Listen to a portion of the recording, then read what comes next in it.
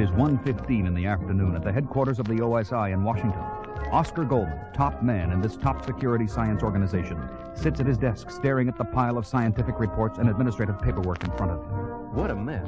All these reports to read, requisitions to make, memoranda to send out, paperwork. Why didn't I go into something simple like car washing or... Miss Wilson, has Colonel Austin called in yet? No, he hasn't, Mr. Goldman. Well, as soon as he does, tell him I want to see him. I'll be here all afternoon. Yes, sir. Yeah, what I need is a vacation. Get away from this place. Some nice, quiet place in the country. No reports, no people, no telephone. Hello, Goldman here. Oscar, this is Steve. Steve, I'm glad you called. I want to see you. Thought you'd be in by now. Couldn't make it. Car broke down. Your voice sounds strange. Something wrong, Steve? I'm on something hot, really hot, Oscar. Gotta see you right away. Can you make it? Well, I've got a lot of work here, but if it's that urgent... It is. Okay, where are you? I'm at the Starcrest Motel on 95, just south of the city. My car's in the small garage across the street. You can't miss the place. And Oscar, don't tell anyone where you're going. This is too big to take chances. Okay, Steve. I'll just slip out the private entrance. Wasting no time, Oscar gets into his car and turns on the ignition. Suddenly, he feels the cold steel of a gun barrel pressed against the back of his neck. Hey, what is this? Just take it easy and do what you're told, and no one gets hurt. If it's my money you want... We're after a lot more than that, Mr. Goldman. You know my name. I don't understand. You will in due time. In the meantime, just act natural as we move out past the guard and take Route 95 south. Don't tell me. The Starcrest Motel. Right. You catch on fast. Oh, boy. Suckered in by a two-bit imitation of Steve's voice. I knew it sounded peculiar. Enough of the small talk. You just drive, no tricks. I'm right behind you with this 38. A little while later, Ms. Wilson is busy at the reception desk in Oscar's outer office at OSI headquarters. And we're going to the concert after dinner. Oh, yes, he's very nice. And I'll talk to you. Hi, Colonel Austin. Hi, Miss Wilson. Is Oscar in? Yes, he is, and he's expecting you. I was about to bring this sandwich and coffee into him. I'll open the door for you. Thank you. Hi, Oscar. Got some lunch for you. Oscar? Thought you said he was here, Miss Wilson. Well, he was. And he said he had so much work, he couldn't even take time to go out for lunch. Must have got an emergency call or something. He told me to hold all calls. The only call I put through was when you called a little while ago. I thought... Me? I didn't call today. You didn't? Then who? I don't know. And I don't like it. Somebody's baiting a trap for him. But the trap has already been sprung, and soon the car carrying Oscar and his captors approaches the Starcrest. Okay, Mr. Goldman. Just up ahead. They're on the right. Pull in slow. That's it. Now walk nice and easy, like we're old friends. Good. In you go. Very good. Here we are, Mr. Weldon. Now look at these papers he had on him. Looks like plans for a missile or something. Good work, Duke. Nice to see you, Goldman. Well, what is this? It's exactly what it looks like. A kidnapping. You? One of the country's top bionic scientists? A bionic scientist without a job and without any chance of getting one. Thanks to you.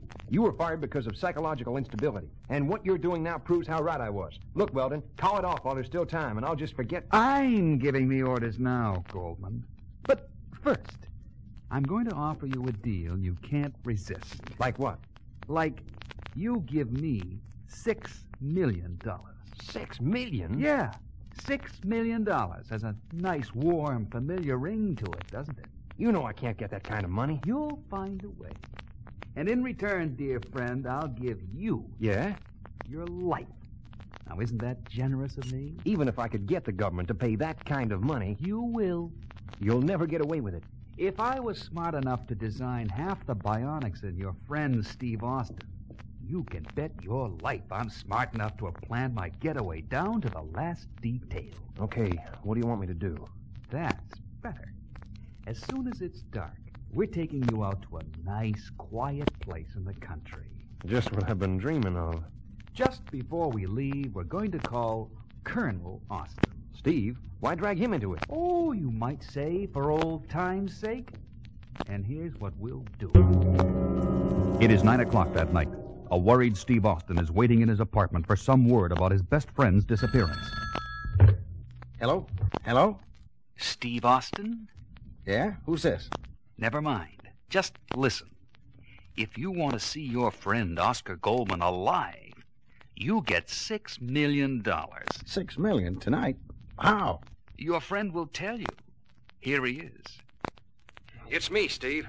Oscar, you all right? Yeah, I'm all right. Listen, Steve, call Smith at Treasury. He'll see that you get the money. At this hour? He just happens to be working late tonight, and he can do it. But, Oscar... That's it. You heard the man. Get the money and bring it out here. Where is here? You know the Starcrest Motel on 95? Yeah, I know it. Exactly 30 miles south of the Starcrest, there's a dirt road on the right. 6 miles up that road, there's an old abandoned mill. Get out of your car with the money and wait. You have exactly 4 hours, and if anyone's with you or even near you, Goldman's a dead man.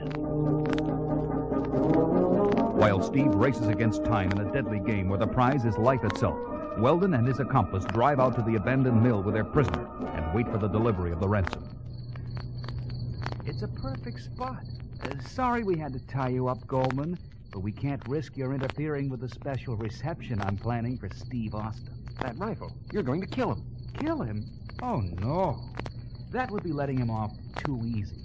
I'm just going to have Duke here use this specially designed laser rifle to melt down his bionic arm and legs, which I helped create. But why? Do you think I have forgotten that it was his testimony that convinced you to fire me? He helped take my job from me. I'm just taking back what I gave him. Simple justice, that's all. And I suppose you're going to kill me. Only if Austin doesn't show up in time, and it's getting late. You've got exactly 5 minutes. You're crazy. You'll never make it. I have a fast jet waiting on a landing strip just a little way over the hill. Can't miss. Weldon, there's a car coming. Must be Austin. Lucky thing for you, Goldman. Your time was almost up. Put the gag on him, Duke, and get behind that tree with a rifle. Austin? Yeah? I'm Austin. Walk up here slow. Come into my car lights where I can see you. That's it. Is the money in the bag? The whole $6 million. Throw it up here. Just as Steve throws the bag, his super sharp eye catches sight of the rifle aimed at him from behind the tree. With one mighty leap, he gets out of the line of fire and away from the car lights. In seconds, he reaches the gunman.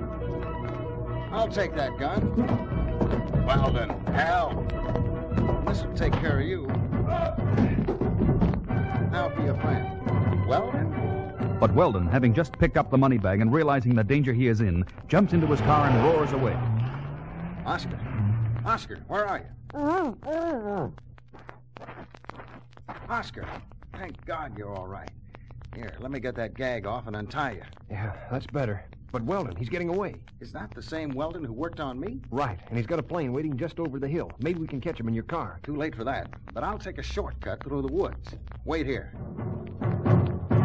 With his powerful bionic legs driving like pistons, Steve Austin races through the woods and reaches the landing strip just as the small jet revs up and begins to move. Putting on a final burst of speed, he catches up with it, seizes the tail, and with the great strength of his bionic arm, tips it over on its side. Suddenly, the plane catches fire. Weldon, jump out, quick! The door opens, and a dazed Weldon staggers out, stumbles, and falls unconscious to the ground, money bag clutched in his hand. Steve grabs him and pulls him to safety just as the plane explodes with a roar. Later, back in Oscar's office. What a shame. Weldon was a brilliant scientist. Now he'll have to spend years in jail. He was a brilliant scientist, all right, but I didn't know what a ham actor he was. To think I'd fall for his crummy imitation of your voice. Oh, I don't know. His performance couldn't have been that bad. It was almost good enough to win an Oscar.